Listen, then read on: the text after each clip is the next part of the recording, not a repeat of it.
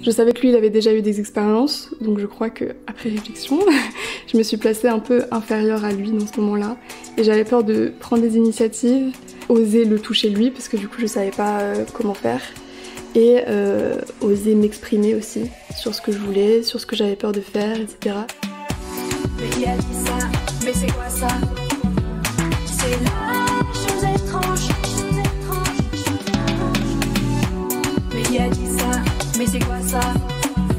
C'est la chose étrange.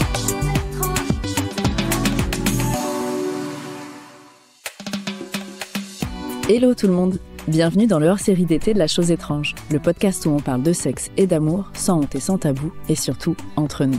Une série 100% première fois, avec aujourd'hui le témoignage de Lola, 20 ans. Parfois, le premier baiser et le premier rapport sexuel sont seulement séparés de quelques mois, et tout se fait avec la même personne. Qu'est-ce qui fait qu'on décide de se jeter à l'eau avec cette personne-là, à ce moment-là? Lola nous partage le grand saut qu'elle a fait au début de ses années étudiantes. Une période qu'elle qualifie de grande ouverture sociale. Changer d'univers, de copain ou copine, se sentir s'ouvrir aux autres, et puis ici à l'autre. On écoute Lola. Alors, je m'appelle Lola, j'ai 20 ans, et je dirais que ma première fois, je l'ai fait quelques mois avant mes 18 ans. Alors, à ce moment-là, j'étais encore plus timide que je ne le suis maintenant. J'avais jamais eu de copain avant. J'avais mon même cercle d'amis depuis le collège-lycée. Toujours grandi avec les mêmes personnes, dans le même milieu. Je sortais très peu, etc. parce que j'habitais à la campagne.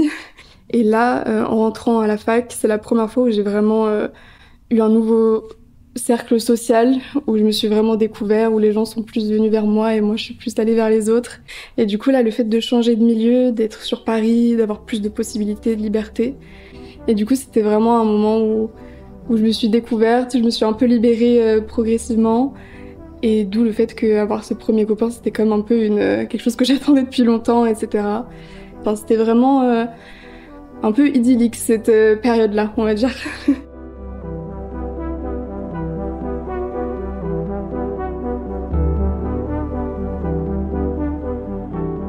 J'ai rencontré ce fameux garçon à la cafétéria du Crous, qui était avec deux de mes copines que j'ai rencontrées dans ma licence. Et ils parlaient tous les trois de faire un voyage à Amsterdam, etc. Et finalement, je suis arrivée au bon moment, parce que du coup, ils m'ont inclus dans ce voyage-là.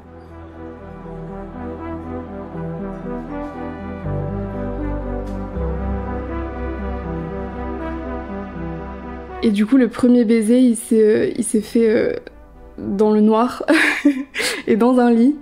Et du coup, c'était pas du tout comme je l'imaginais. Je n'ai même pas vu le visage, j'ai pas senti le moment arriver. Bon, en fait, on était dans un appart du coup avec deux copines à moi et ce garçon. Et on venait d'organiser le voyage qu'on allait faire la semaine d'après. Et du coup, les deux filles dormaient sur un matelas par terre au pied de notre lit. Et en fait, c'est la première fois que juste on se retrouvait vraiment tous les deux, même s'il y avait deux filles à côté dans l'appartement. Et du coup, ça s'est passé comme si c'était normal que ça arrive à ce moment-là. En fait, on n'a pas trop réfléchi. Et du coup, c'était assez étrange comme sensation. Je pensais pas que ça allait du tout se passer comme ça, quoi. Déjà, j'étais pas du tout à l'aise parce que je voyais pas la personne. Et j'imaginais que ça allait se passer un peu à la fin d'un date ou à la fin Enfin, je sais pas comment expliquer ça, mais d'un moment particulier qui clôturait justement ce moment-là, quoi. Et il s'est passé quelques dates et ensuite on est partis tous ensemble à Amsterdam. Et ensuite, on s'est encore vu très peu que tous les deux avant qu'il se passe cette fameuse relation intime qu'on a eue tous les deux. Donc à la fois j'avais l'impression de le connaître et à la fois après réflexion et après d'autres expériences je me suis rendu compte que je le connaissais pas du tout. Et ça a eu un impact sur du coup le rapport qu'on a eu. Et voilà.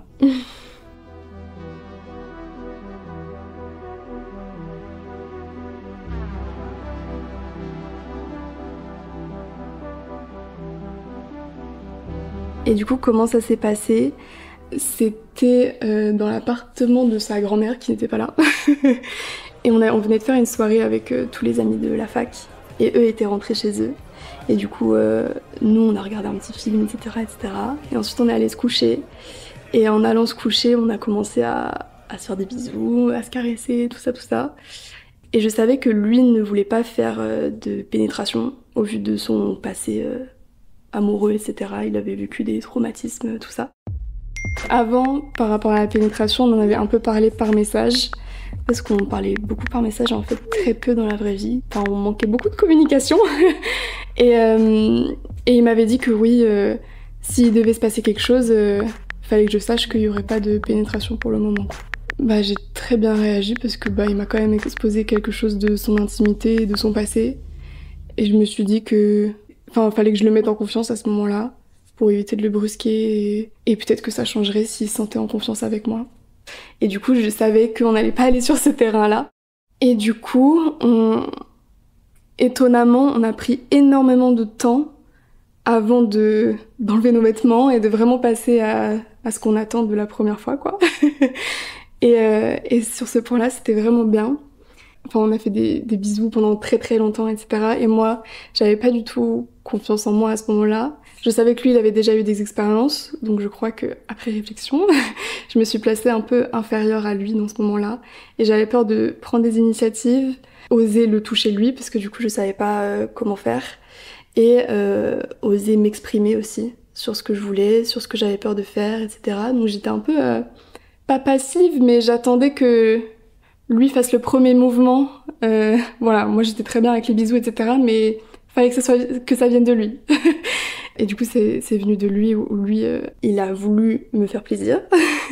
Donc il a fait ce qu'on nomme préliminaire, même si j'aime pas du tout ce terme. Il a fait un cunilingus, du coup, pendant très longtemps. Donc tout ça, c'était très bien. Mais ce qui s'est passé ensuite, c'est que moi, j'ai voulu aussi lui faire plaisir, parce que je commençais à culpabiliser, de me dire, bon, tout ne tourne pas autour de moi, quoi. Il va falloir aussi rendre l'appareil. Et c'est là où, en fait, on a eu très peu de communication, parce que moi, je lui demande comment je peux faire. Et il me répond pas à ce moment-là. Ce qui fait que, du coup, je me suis braquée, parce que je sais pas si j'ai dit quelque chose de mauvais, si je l'ai peut-être brusqué, je sais pas, etc. Du coup, je me braque. Et à ce moment-là, lui, il sent que je suis braquée, donc il me dit « tu vas arrêter ?» Je dis « oui ». Et à ce moment-là, il me tourne le dos. Et du coup, c'était à la fois très bien comme premier rapport, et à la fois, le manque de communication nous a amené à moi me faire culpabiliser de... je me suis sentie nulle en fait à ce moment-là, parce que à la fois je lui ai pas rendu l'appareil, et à la fois j'ai pas compris pourquoi il m'a tourné le dos. Et j'ai essayé de lui parler, il me parlait plus. Et du coup, ça s'est un peu mal terminé, quoi.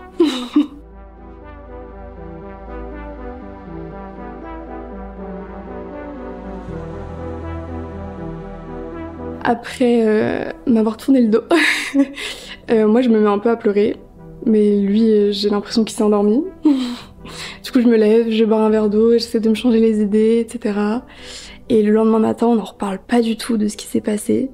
Je pars de l'appartement et elle m'envoie un message en disant oh est-ce que c'était bien hier, est-ce que t'es venue, tout ça.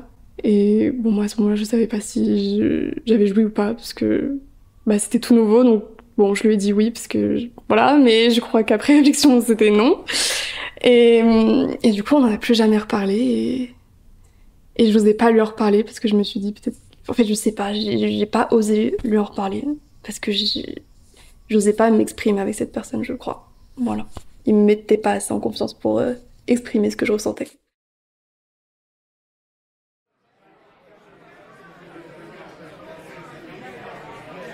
Le lendemain, du coup, je retourne à la fac et j'en parlais avec mes copines qui étaient là.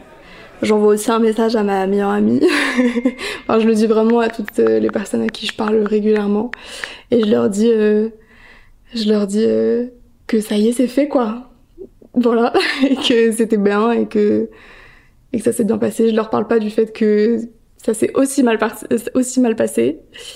Ça, je leur en parlerai plus tard, quand il y aura eu aussi... les choses négatives qui se sont passées dans le courant de l'année qui a suivi. Mais ouais, je leur dis que le positif. Quand je l'entendais parler des premières fois autour de moi, Ça dépendait à quel point j'étais proche de la personne, mais ça restait pas mal en surface. Et c'est surtout aussi que on en parlait autour de jeux en soirée, etc. Et il y avait toujours cette question de ah ouais, à quel âge t'as fait ta première fois et comment c'était? Et les personnes elles disent c'était à tel âge, mais j'avais déjà fait des bails avant. Et du coup, chacun met le curseur de sa première fois un peu là où il veut. Et donc en fait, j'avais à chaque fois les anecdotes des premières fois avec pénétration du coup. Alors que la mienne était... Enfin, ce que je considère comme la mienne était vraiment différente, quoi. J'avais à la fois les détails et à la fois pas tant, puisque c'était un acte de pénétration, on voulait juste savoir si c'était passé, quoi. Je considère que c'est ma première fois, dans le sens où c'est la première fois où j'ai eu quelqu'un avec qui j'ai partagé un moment où il a eu accès à des parties de mon corps que personne d'autre avait eu accès avant. Donc c'était pour moi quelque chose d'important et à la fois c'était une relation sexuelle, tout autant qu'un acte de pénétration.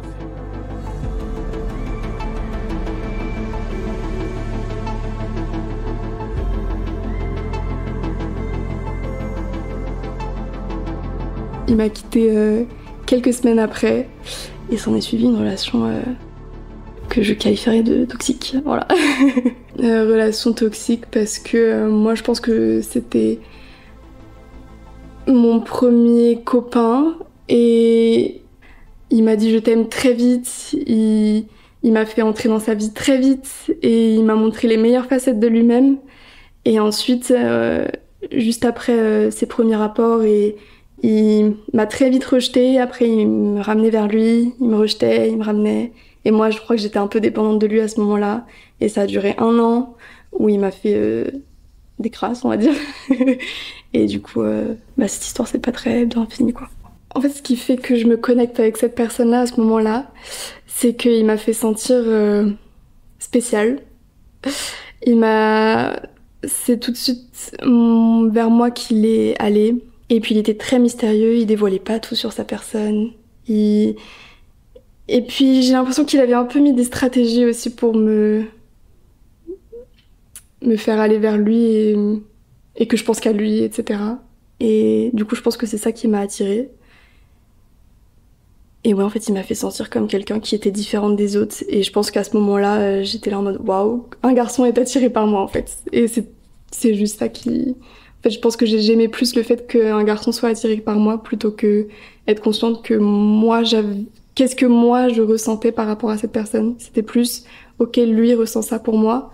Mais en fait, je me suis pas questionnée sur est-ce que vraiment moi je l'aime, est-ce que vraiment moi je suis attirée par lui. Et ça s'est fait plutôt dans le sens inverse en fait. Voilà. Parce que je sais pas, à cette période-là de ma vie, tout s'est passé très vite, en fait. Je me suis nouée d'amitié avec les personnes de ma licence très très rapidement. Comme j'ai dit, on est partis en vacances très vite ensemble alors que je les connaissais pas. Et en fait, c'était toute cette période de ma vie qui était condensée. Et lui en a fait partie. Et du coup, je crois que j'ai pas eu le temps de me poser et me dire ok, qu'est-ce qui est en train de se passer? Et qu'est-ce que je veux? Est-ce que vraiment il m'attire? Est-ce que vraiment c'est quelqu'un en qui j'ai confiance? Est-ce que pas du tout? Et ouais, en fait, tout a été très très condensé à ce moment-là.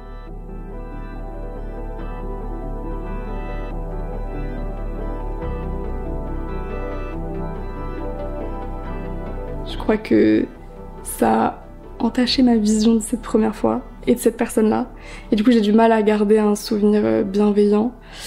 D'autant plus que j'étais vraiment pas en confiance avec mon corps.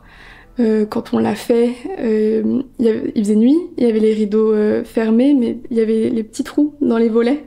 Et je lui ai demandé de fermer alors qu'il faisait nuit et qu'il y avait juste la lumière du lampadaire dehors qui éclairait. Et je me suis dit après réflexion que j'étais vraiment pas en confiance, quoi, au point de fermer vraiment les volets pour être dans le noir le plus complet. Et donc j'en garde un bon souvenir parce que c'était quand même pas catastrophique, mais avec du recul, ça aurait pu beaucoup mieux se passer, quoi. Si je devais faire des choses différemment, déjà, je pense que j'oserais parler plus de ce que moi je ressens. Et j'aurais dû plus communiquer avec lui sur le fait de qu'est-ce qui est ok qu'on fasse ensemble, qu'est-ce qui est pas ok qu'on qu'on fasse ensemble. Et surtout que je crois que juste lui n'était pas prêt à entendre. Donc même si il y aurait eu de la communication de ma part, je pense que c'était pas quelqu'un qui était dans l'écoute. Donc même si j'avais voulu changer quelque chose, je pense que ça aurait pas été possible avec cette personne-là en tout cas. Je pense que j'aurais mis fin à la relation si j'étais pas dans cette dépendance avec lui et si je savais que, si j'avais plus confiance en moi et plus d'estime de moi aussi. Ça joue beaucoup.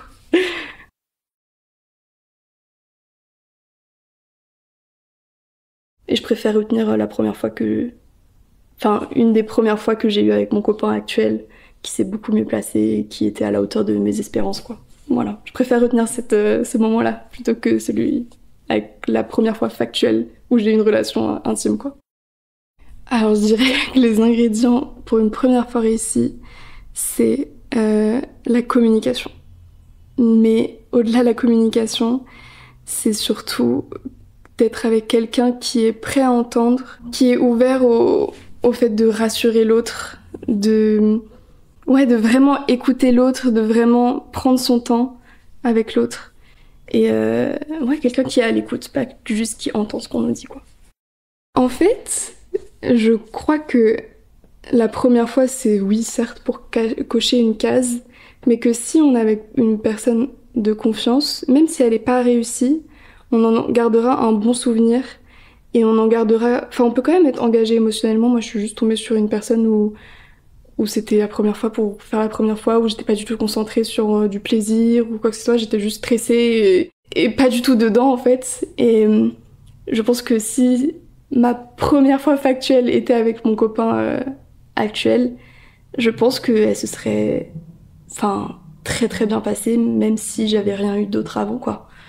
Et certes, ça aurait coché une case, et à la fois, j'aurais été engagée émotionnellement parce que j'étais juste avec quelqu'un on communiquait même pendant, après, avant, et c'était vraiment ce que j'espérais, quoi, en fait.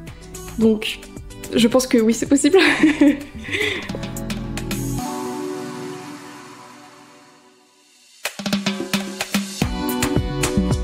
Ah là là, merci beaucoup à Lola pour ce partage très intime qui m'a beaucoup touchée et dans lequel il y a tellement d'infos. Déjà, on a une première fois sans pénétration, qui n'est pas moins une première fois pour Lola. Qu'est-ce qui fait que les bails d'avant la pénétration soient moins importants ? Je vous laisse avec la question, même si j'ai un peu la réponse. Et qu'est-ce qui fait qu'on ne raconte à ses potes que le positif, même quand il y a tant à apprendre et à comprendre du moins positif, justement ? Ce qu'elle nous partage aussi dans son témoignage est assez courant au début et au cours de nos vies sentimentales. Choisir une personne pour l'intérêt qu'elle nous porte, le fait qu'elle nous fasse nous sentir importantes, plutôt que pour l'attrait qu'on lui porte à elle, vraiment. Chercher l'amour chez les autres pour mieux apprendre à s'aimer soi, quoi. Ça peut parfois nous aider à nous regarder autrement et parfois être décevant sur le long terme parce que ça peut pas être l'unique condition d'une connexion durable. Mais comme Lola, on apprend petit à petit et on garde quelque chose de chaque relation, de chaque connexion, un petit quelque chose qui nous aidera à mieux comprendre ce qui fait un amour sincère et une relation saine. La première fois de Lola lui aura aussi appris, et non sans douleur, combien la communication avant, pendant et après permet une relation émotionnelle et sexuelle épanouie et surtout une relation où on se sent en confiance. En vrai, on en fait des tartines de cette communication, mais c'est pas pour rien et c'est si difficile quand on l'apprend pas. Ça touche 100% au consentement.